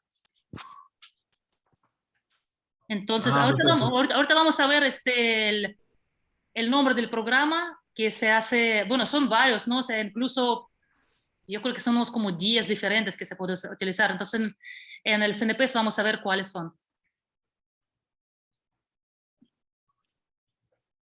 Sí, ¿hay más preguntas, dudas? Ok, entonces si no hay, vamos a pasar a la manipulación de datos, verificación de errores y también análisis básicos para los SNPs. Ok, aquí el ejemplo que vamos a ver son de palmas, es de mi tesis de doctorado, son palmas de brea que utilicé los 3 especies que son Brea edulis, que aquí están en el rojo, que en la isla de Guadalupe, otras 2 especies que están en la península, que es Brea armata, que está distribuida desde el norte de la península hasta el centro, y la Brea brandegiei, que está distribuida desde el centro hasta el sur. Y aquí, en el caso de las breas, pues yo creo que tenemos el error que vimos en la publicación que presentaron la vez pasada, que según los datos taxonómicos, la separación entre 2 especies está dada por acá, por el medio de la península, pero curiosamente aquí también pasa la graniza entre la frontera entre 2 estados. Entonces, y por otro lado, si vemos las palmas, aquí en que está más verde, es la Brea brandegiei, que es del sur, y Brea armata, que es el del norte, se puede ver bastante, son distintos. Aquí la hoja más verde, aquí la hoja es más oscura, también la dureza de hoja y el tamaño del tronco es distinto. Sin embargo, aquí tenemos problema que las que son más verdes están en el sur y los que son como más gruesas, más así, la hoja dura, más grisácea, están en el norte. Sin embargo, en el medio, pues tenemos pues, como que no está claro que está verde, que está gris, como que son promedias. Y entonces, el asunto de plantas también es interesante por la plasticidad fenotípica que pueden presentar. Y bueno, también el aislamiento por distancia es enorme en la península porque son más de 1000 kilómetros de distancia entre el sur y el norte, entonces también hay diferencias muy grandes en temperatura, en la precipitación entre el sur y el norte, más que nada en temperatura. Entonces, bueno, se de esperar alguna diferencia, pero curiosamente, pues pasa aquí la distinción taxonómica. Y bueno, claro, también hay mucho problema en taxonómicas específicamente para este género. Entonces, no está claro cuántas realmente especies hay. Entonces, vamos a ver en el ejemplo de CNPs únicamente las 2 especies que están en la península, que en el puntitos negros son los sitios del muestreo que han sido agrupados en los como colorcitos por la sierra o por la montaña donde se los colectó. Entonces, si aquí en el sur tenemos varios sitios del muestreo, todos pertenecen a la Sierra de la Laguna. Entonces, pues yo los tomé como una población separada. Y ok, entonces, sí. Perdón, yo tengo una pregunta justo de eso de las poblaciones. Es que quisiera saber si el tener pocos individuos de la población requiere hacer algún análisis estadístico después como para corregir por eso, porque a mí bueno, al menos en mi comité, a mí me estuvieron molestando mucho con que tener 3 o 5 individuos de una población, bueno, de un grupo, no podía considerarlo como población. Entonces, no sé si hay alguna corrección por tener pocos datos o si fue como mucha exigencia. Bueno, en el caso de CNPs, yo creo que yo tenía también una de la publicación como comentario de los revisores. Y bueno, yo creo que hay varios trabajos que, incluso uno publicado por laboratorio del doctor Luis, que donde ven cuántos individuos es suficiente para una población para estimar bien la diferenciación de las poblaciones. En el caso de los micros, si tú tienes, o micros o los CNPs, si tú tienes unos cuantos miles de CNPs y unos 3 o 4 individuos incluso por población, incluso podría ser suficiente para determinar la diferenciación. Sin embargo, va a ser más problemático para la diversidad. Pero también hay que considerar aquí qué tipo qué especie estás estudiando. Si la especie tiene mucha diversidad, poca diversidad, si la especie está en peligro de extinción, si la especie está distribuida en todo el México o nomás está, pues no sé, en una montañita, así en un lugar chiquito. Entonces, ahí yo creo que va a depender mucho de esto, de cuánta diversidad tiene tu población, de qué tipo de marcadores estás usando. Entonces, creo que no lo puse, pero yo vi al menos 3 publicaciones donde dicen que unos 4 individuos con unos cuantos miles de CNPs va a ser suficiente para estimar bien la diferenciación. Ok, vale, sí, muchas gracias. Y si tienen ese artículo. No, yo creo que, bueno, no sé qué piensa Jaime, pero yo estoy casi seguro que lo vamos a ver en el curso, el artículo de las simulaciones de Jonás y Jaime, que pueden ser muy útiles. Y más bien lo que pasa es que los ecólogos siempre queremos pues llegar a 30 individuos mínimo, pero como muestran las simulaciones, depende de tus preguntas, pero efectivamente, como dijo Anastasia, muchas veces la diferenciación se compensa tener pocos individuos con tener, no sé, cientos o miles de SNPs, ¿no? Pero efectivamente, son problemas que no son triviales porque pues, a veces no sabemos cuál es la respuesta final y pudiera haber complicaciones. Por eso creo que fue muy bonito que hiciera las simulaciones Jonás para distintos marcadores, distintos tamaños de muestra y distintos problemas evolutivos. Entonces yo creo que lo podemos ver después. No sé para cuándo, Jaime, estaría bien verlo, pero porque yo creo que esa es una pregunta recurrente de los ecólogos. Sí. No sé, a reserva de lo que opinen los demás, pues lo podemos ver entonces cuanto antes, ¿no? Porque pues sí, porque creo que ha salido varias veces esa pregunta. Sí. Bueno, lo vamos planeando y ahorita decidimos más o menos qué fechas. Vale, sí, muchas gracias. Y por ejemplo, el caso, como te dije, hay que ver qué especie. Por ejemplo, la especie de Brea en la isla, pues hay una población enorme y hay otras poblaciones que tienen como 3, 4 indicios, son poblaciones muy chiquititas, son como unas palmitas que están ahí en un arroyo, que están media muertas, media perdidas. Pues la verdad, si tú tienes 100 individuos de la especie, o no sé, una especie en peligro, no sé, un berrendo peninsular cuando tenía 100 individuos, pues si tú muestras 10 individuos, pues ya son 10% de toda tu especie. Entonces, hay que ver qué es lo que pasa con tu especie. O si está distribuida por todo el mundo, pues obviamente, si nomás se muestra en un lugar, unos pocos individuos, pues sí va a haber problema. Entonces, hay que conocer bien el grupo que se está estudiando. Y también creo que es importante conocer los supuestos de los análisis que hacemos, porque a veces, sí, o sea, a veces nos aventamos como conclusiones muy, muy fuertes acerca de los resultados y obviamente pues hay que conocer las limitaciones pues de nuestro muestreo que implica todo esto que ya hablaron, ¿no? De la especie, si está en peligro, ¿no? Pero también pues si hacemos análisis, pues también conocer esas limitaciones y los supuestos de los análisis para las conclusiones a las que lleguemos a partir de esos datos. Sí. Muy bien. Entonces, ya vamos a analizar CNPs que se fueron obtenidos utilizando el método de Genotyping by Sequencing, GBS, para estas dos supuestas especies de palmas en la península.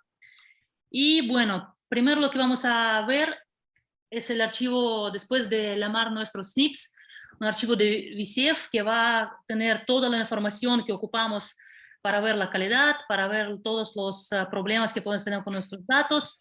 Tenemos, bueno, si hicimos llamado de CNPs utilizando una referencia, si la referencia está buena, entonces podemos ver dónde en el genoma está cada variante, pues si no, pues simplemente vamos a tener los SNPs anónimos y pues vamos a tener nuestros individuos. Aquí el 1, 100, 1, 10, 100, 101 son los números de individuos y aquí están que son los rows, los CNPs. Aquí se hizo con una referencia del genoma de una palma, sin embargo, no era tan bueno porque la distancia entre estas especies de palmas son bastante grande. Entonces, y el ensamble del genoma de esta palma tampoco estaba tan bueno, entonces no hubo como posibilidad de decir, bueno, está en tal cromosoma estas SNPs o están en tal gen, pues no, aquí en caso mío no fue posible.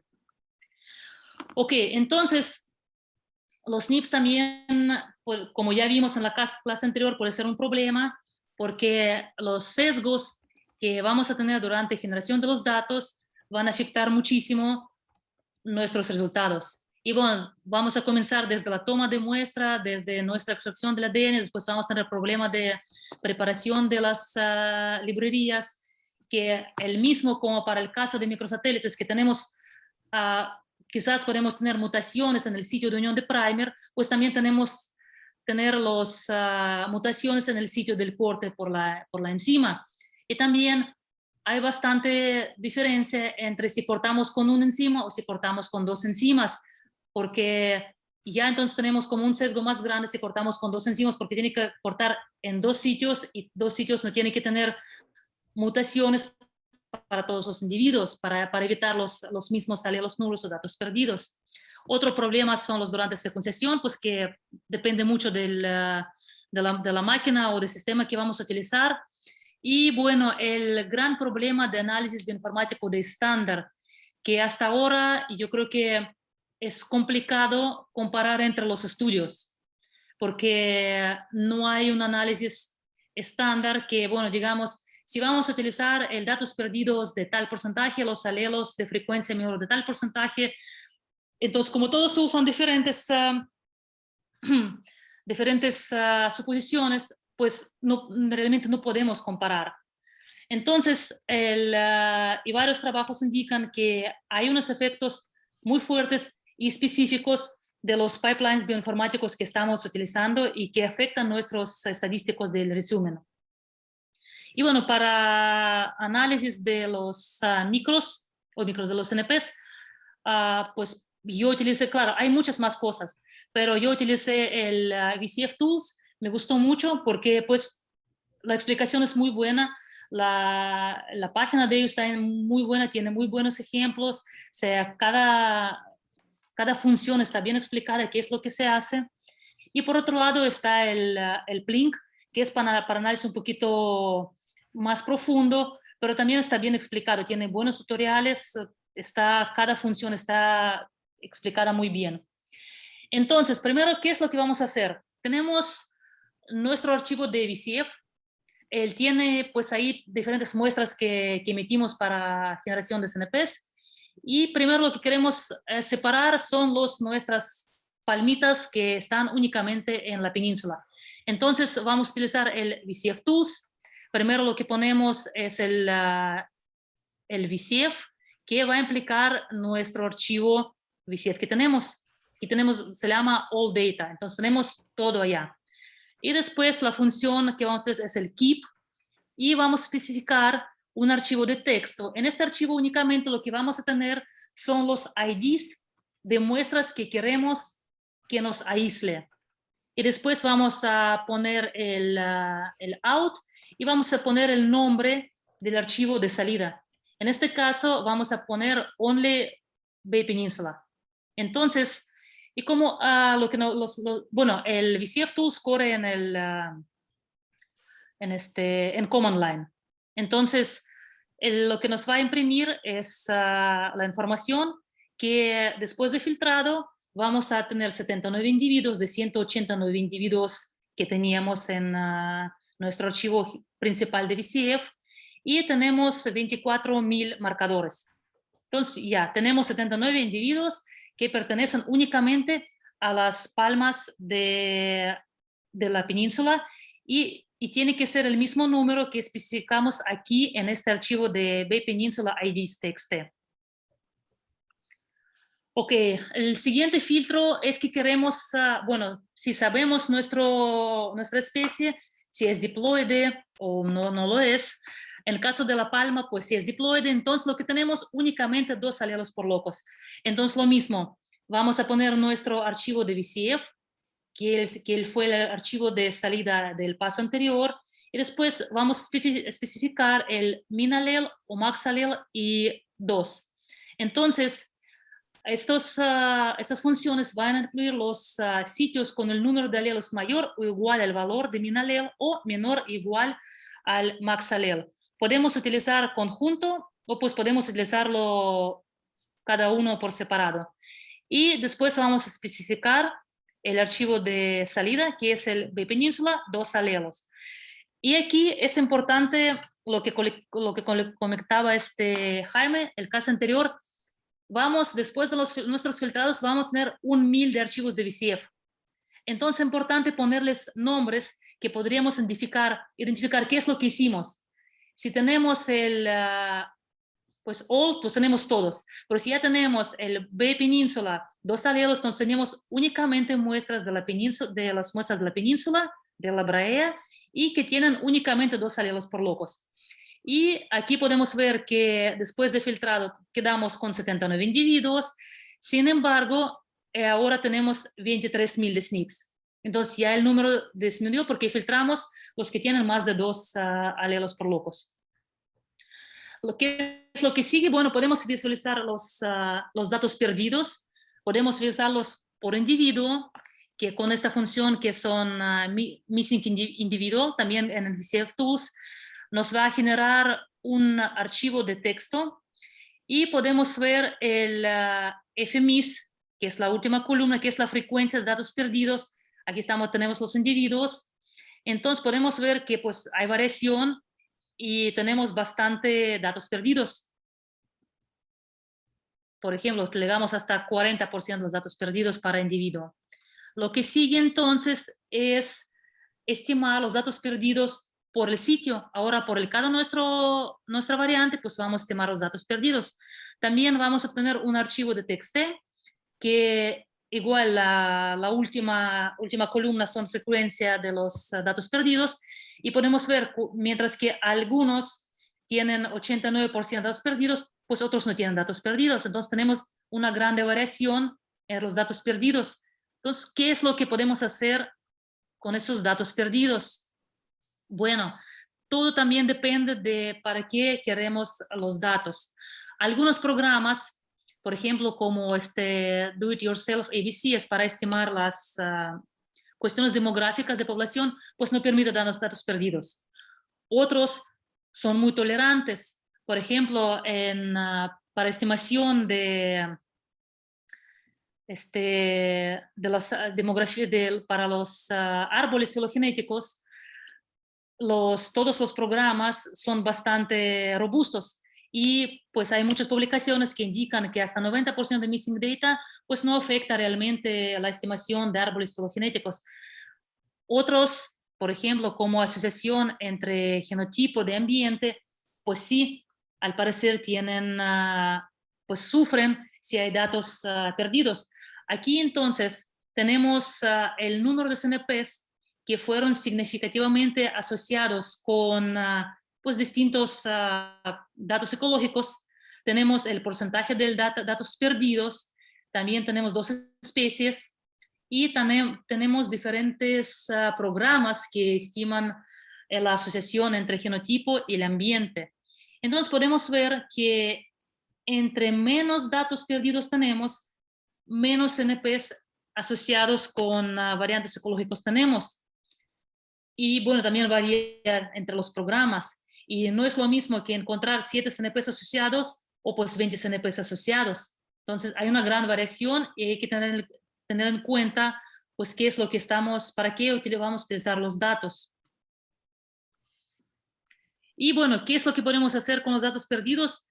Podemos filtrar, podemos quitar lo que no queremos o podemos pues tratar de corregir. Entonces, para filtrar, pues podemos utilizar el VCF Tools y podemos ver qué es lo que pasa.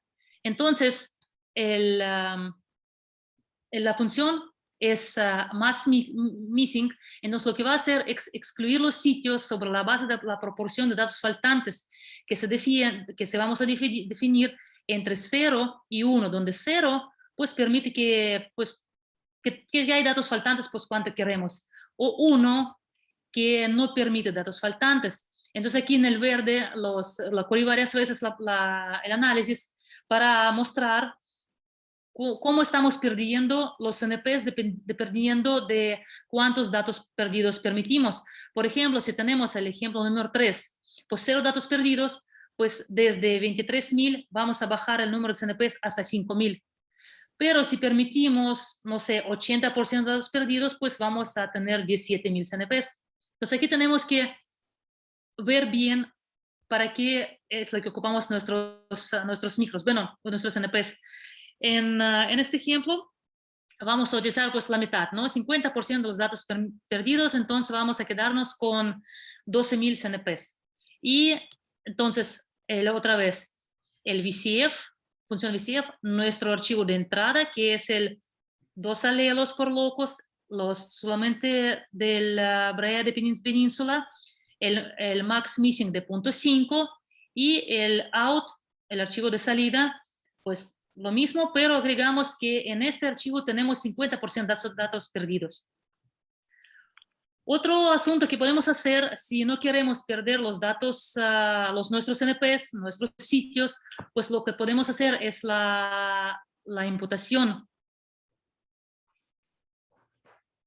Hay una pregunta en el chat sobre filtrar los datos perdidos en el iPerat. No sé, eso sería para Jaime porque yo la verdad que no lo utilicé. ¿Se puede? Bueno, esto iba a esperar hasta el final, pero aquí lo que nos está platicando Anastasia es súper importante. Yo no recomiendo hacer ningún tipo de filtrado desde los programas de obtención de genotipos, sea IPARRAT, sea STAC, sea lo que sea. Estos programas tienen la opción de, por ejemplo, filtrar por Missing Data, por Hardy-Weinberg, etcétera. Lo hacen estos programas. Yo no les recomiendo que lo hagan, yo les recomiendo que sigan los consejos de Anastasia. ¿Por qué? Porque ustedes tienen un mayor control de sus datos aquí. Entonces yo no recomiendo ni que hagan imputaciones, bueno, imputaciones va un poquito más allá, pero no les recomiendo que hagan ningún tipo de filtro informático desde los programas. Utilicen BCF Tools o Plink o cualquier otra cosa en donde tienen un control de lo que hacen. Entonces, pues esa sería más bien mi respuesta, ¿no? Y si necesitas hacer imputación de datos, se pueden hacer con R, pero ya que hayas hecho todo esto que nos está contando Anastasia. Sí, y la problemática, lo que leí de la imputación, pues tampoco es tan fácil, ¿no? Pues voy a sacar los CNPs de una especie que no se conoce, tengo 90% de datos perdidos, se voy a imputar. No funciona de esta manera, pues la verdad que hay que tener buena referencia, la población de referencia de la cual se vamos a obtener la imputación, y si no sabemos, incluso no sabemos nada sobre nuestra especie, entonces no va a ser tan fácil para hacer imputación. Ok, otro parámetro que no vimos en microsatélites, pero que en el caso de CNPs es muy importante. Hay muchos trabajos que indican que el filtrado para frecuencia de alelos menores es de suma importancia. Entonces, es importante determinar los números o frecuencia de alelos menores para determinar los CNPs erróneos. Y bueno, lo que indican las publicaciones que en la práctica que la frecuencia de alelos del 5% no son informativos a nivel población. Sin embargo, podrían ser informativos para ver una conectividad, una adaptación local. Entonces también es complicado aquí decidir cómo filtrar para los alelos menores. Pero bueno, en caso de VCF2 también lo podemos hacer. Se utiliza la función MAF y bueno, va a incluir solamente los sitios con la frecuencia de alelos menores mayor o igual a qué. Entonces en este caso son dos ejemplos de 1% y de 5%. Y también puede ver que de 1% nos quedamos con 6.000 CNPs y de 5% nos quedamos ya con 3.500 CNPs. Y bueno, aquí también yo creo que la sugerencia sería probar qué es lo que pasa con la diversidad genética. Yo, por ejemplo, vi que el MAF, la frecuencia de los menores, afecta muchísimo la diversidad. Entonces, si no vamos a filtrar por los alelos menores, vamos a tener diversidades muy bajas. Las heterozigosidades eran, pues no sé, prácticamente 10 veces más bajos por si filtramos con los alelos menores. Y bueno, y en esta publicación, a quien le interesa, pues es relativamente reciente. Entonces, ¿cómo afecta la estructura, cómo afecta la estimación de inferencia de estructura poblacional la frecuencia de los alelos menores? Ok, entonces sigue el desequilibrio de ligamento. Bueno, suponemos que ya filtramos nuestros datos, pues por datos perdidos, por la frecuencia de los menores. Sin embargo, en el caso de CNPs, es probable que vamos a tener los SNPs que están ubicados en el mismo context. Y bueno, si están pues cerca, relativamente no van a proporcionar los datos independientes. Y el problema aquí que muchos de los programas asumen que los marcadores son independientes. Entonces es sugerencia que hay que filtrar los NPs que están ligados. Por ejemplo, se puede utilizar el sinning, que es la función sin, que podemos filtrar los NPs en base de qué tan cerca están uno de otro. Claro, es en el caso si tenemos unos datos de dónde están ubicados. Si sabemos en el genoma, pues que están ubicados en 100 pares de bases uno de otro, o están ubicados 1000 pares de bases uno de otro, pues podemos filtrar. Si no tenemos esta información, pues es más complicado, y entonces podemos utilizar otro tipo de estrategia que podemos estimar el desequilibrio del ligamento. Y bueno, aquí tenemos un estimador que es el R cuadrada, y si tenemos el 0, entonces los loci están en el completo equilibrio, pues no están ligados, o si están de 1, pues entonces están en completo desequilibrio, pues están ligados. También se puede hacer con Plink, pero pues seguimos con VCF2, entonces lo que vamos a poner es la función de nuestro archivo de entrada, y después el gino R2, R cuadrada. Entonces lo que vamos a obtener un archivo TXT donde vamos a ver nuestros marcadores y nuestro estimador de R cuadrada. Y bueno, también aquí nos indica la posición donde está nuestro marcador. Entonces lo que podemos ver, por ejemplo, si el promedio para nuestro archivo, para el desequilibrio del R cuadrada tenemos 0.07, podemos ver si la distancia que está entre los marcadores afecta o no. Entonces podemos hacer algo simple, ¿no? Para el mismo, lo importamos este archivo al R, pues restamos la distancia y después hacemos un plot simple y vamos a ver si la distancia física en pares de bases afecta el ligamento, el desequilibrio del ligamento entre los loci analizados. Y bueno, en caso de este estadístico, lo que se sugiere es indicar en la publicación pues cuál corte utilizamos, 0.5, 0.2, 0.1 o de 0.05. Entonces vamos a decir, ok, quitamos todos los loci que tienen ligamento de 0.01 y ya. Pero, ¿qué va a pasar en nuestro gráfico, no? Si ahora tenemos el promedio del estadístico de R cuadrada de 0.07, ¿qué pasa si quitamos todos los LOCI que tienen el estadístico de 0.5. El promedio se nos va a bajar bastante, de 0.03. Entonces, probablemente, pues, podemos eliminarlos. Vamos a ver cuántos marcadores vamos a perder. O, como ya estaba comentando, pues, si tenemos estos datos de ubicación de cada marcador, pues, utilizar el comando sin. Entonces, son dos posibilidades.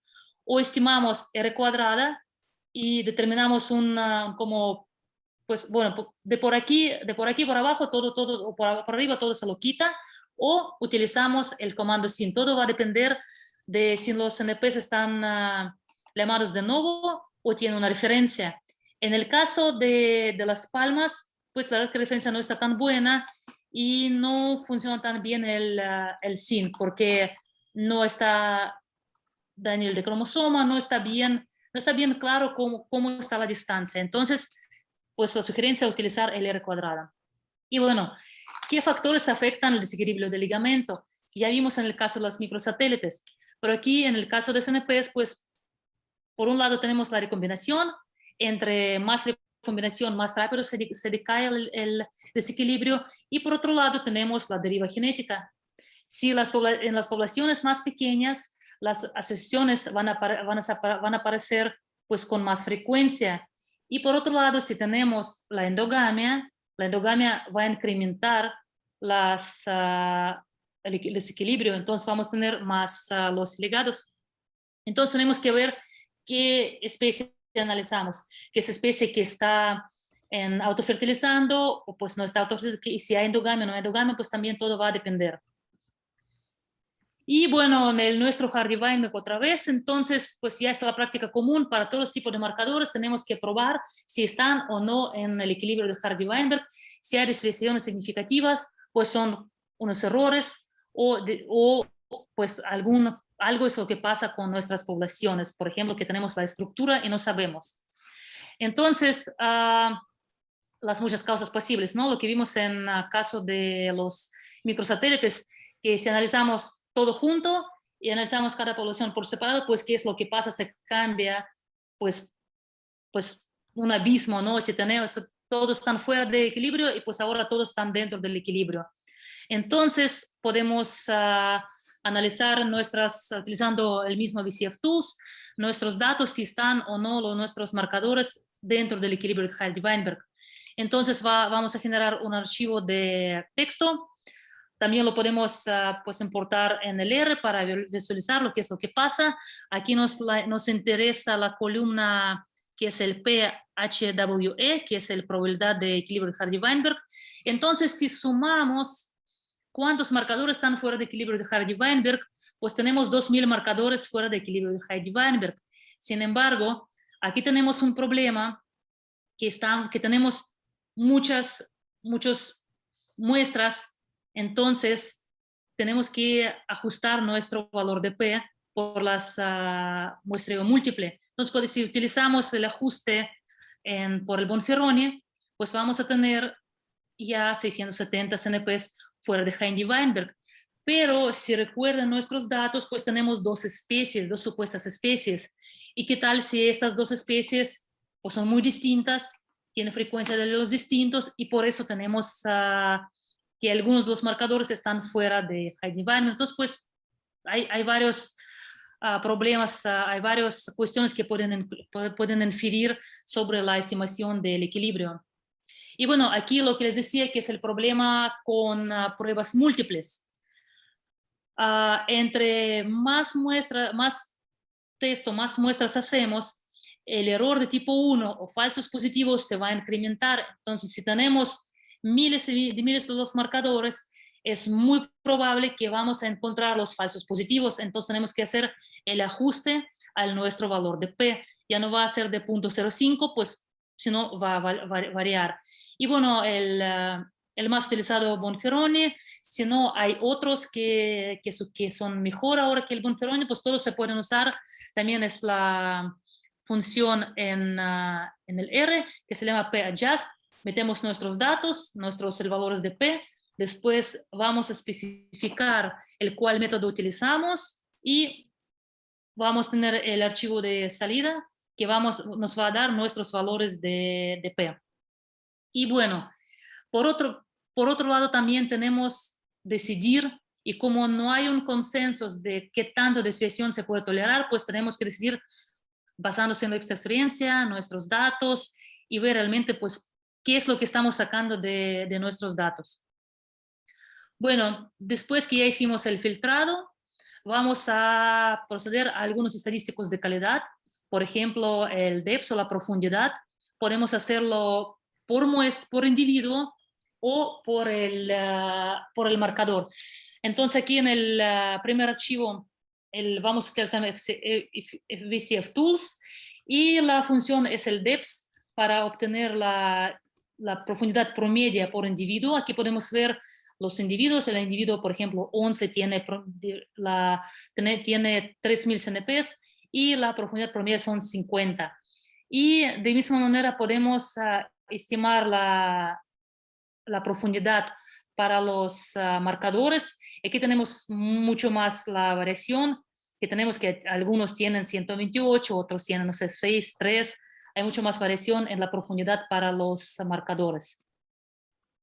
Y bueno, toda esta información, en general, tiene que ir en el trabajo, ¿no? Bueno, si en material suplementario, pues tiene que decir, después de filtrado, obtuvimos tantos marcadores, la profundidad promedia por individuo fue tanto, por el marcador fue tanto. Ok, otra una estimación es interesante, que es la precisión con la que estimamos la heterogeneidad basada en los CNPs. Para eso se puede utilizar un paquete en el R que se llama InBread R, y vamos a utilizar que es el HHS, que es la correlación de heterozigosidad. Entonces lo que va a hacer el programita, que va a separar nuestros datos en dos conjuntos, va a estimar la heterozigosidad, compararla, después va a partir otra vez, y así pues 100 veces, y después vamos a ver la correlación entre heterozigosidad para nuestros datos. Y como resultado vamos a tener un gráfico y también una estimación del promedio.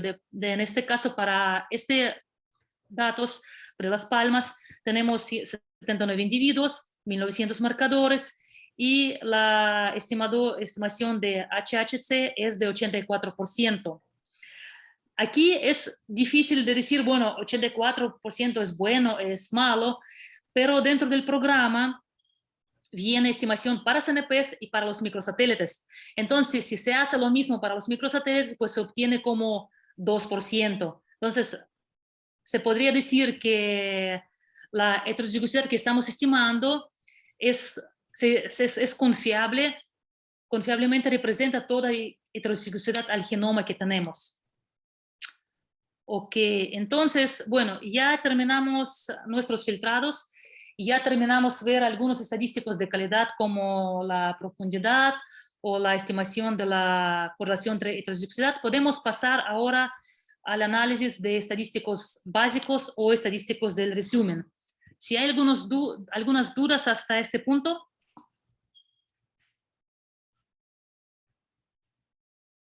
Ok. Entonces, un paquete que se llama VCF-R, es un paquete de R que permite muy bien importar, exportar y manipular los archivos de VCF en el R. Entonces, lo que vamos a especificar la función, que el read VCF-R, nuestro archivo de VCF, y al final vamos a obtener el nombre es el VCF. Bueno, esto va a ser un archivo de VCF que están dentro del R. Entonces, pues, ¿qué es lo que queremos? Pues queremos unos estadísticos pues de resumen. Entonces vamos a pasar nuestro archivo de VCF, vamos a convertirlo al ya archivo conocido de GENINT para poder analizarlo en paquete de GENET o en otros paquetes. Entonces, una vez que lo importamos, vamos a ver el BPeninsula GENINT. Y entonces tenemos 79 individuos, tenemos 1900 loci, nuestros alelos pues son 2, pues ya los vimos, y también vamos a agregar, como lo hicimos con los microsatélites, vamos a agregar la información de nuestras poblaciones. Bueno, en este caso yo agregué la información de las especies, sino de poblaciones. También podemos agregar de poblaciones, de especies, de los grupos ecológicos, que los podemos separar, no sé, por temperatura, o son como pues los grupos que queremos, podemos separar de maneras distintas. Entonces, pues es un archivo también del texto bien simple que se importa en el R, que se ve como así, que el BB tenemos Brea Brandeguet, BA corresponde a la Brea armata, y pues individuo 1 corresponde al individuo 1 que teníamos en el archivo, nuestro archivo de VCF. Y después como as factor lo vamos a pues incluir a nuestro archivo GNINT, y entonces aquí vamos a tener que las poblaciones, una población 34, otra población 45 individuos, y en total pues nos tiene que dar obviamente 79 individuos. Ok, entonces vamos a seguir los estadísticos, pues los más simples. Primero vamos a ver qué poblaciones tenemos. Tenemos dos poblaciones, que es BA y BB. Vamos a comprobar si nuestros genotipos, los individuales, son los únicos.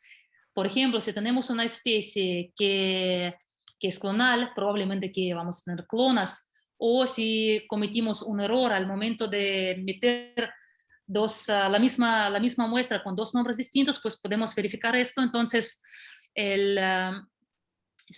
incluimos como del archivo de entrada nuestro archivo GNINT y la función de MLG, que son multilocus genotype. Entonces, bueno, como ya tenemos 79 individuos y pues 79 de los genotipos múltiples. Entonces, no tenemos clonas, nuestros datos, todo bonito. Y utilizamos aquí el paquete, que no sé cómo se pronuncia, pero la pregunta sobre estimar el FST para los microsatélites, este paquete se lo puede hacer. Entonces, también nos puede dar unos estadísticos básicos.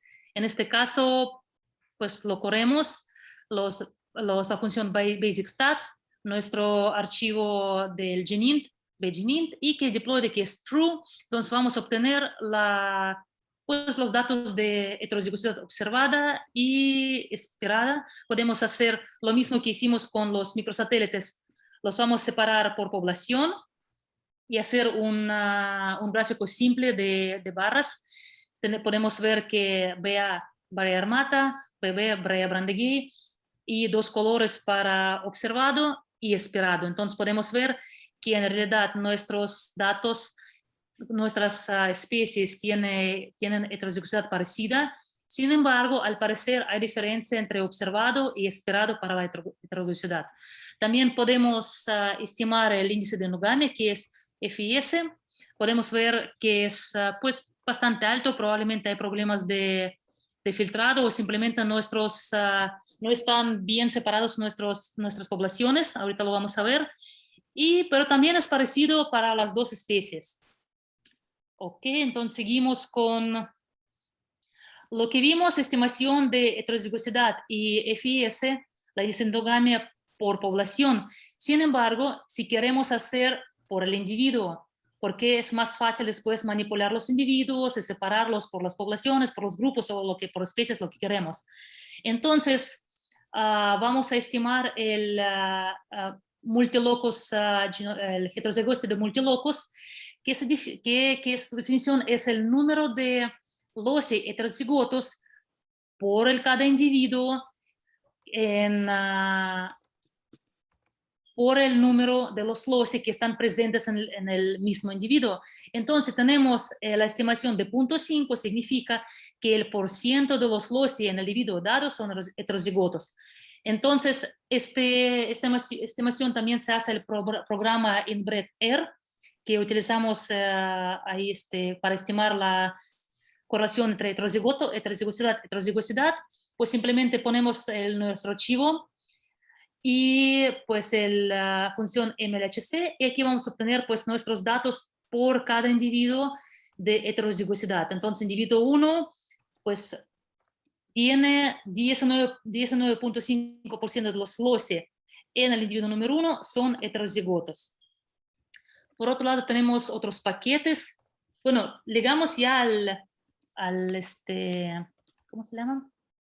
Ya se acabó la clase, entonces... Sí, ya tenemos un minuto, Anastasia. Yo creo que vamos a tener un poco que dejarle aquí, Sí. con la pena. Y pues yo creo que vamos a tener entonces que continuar.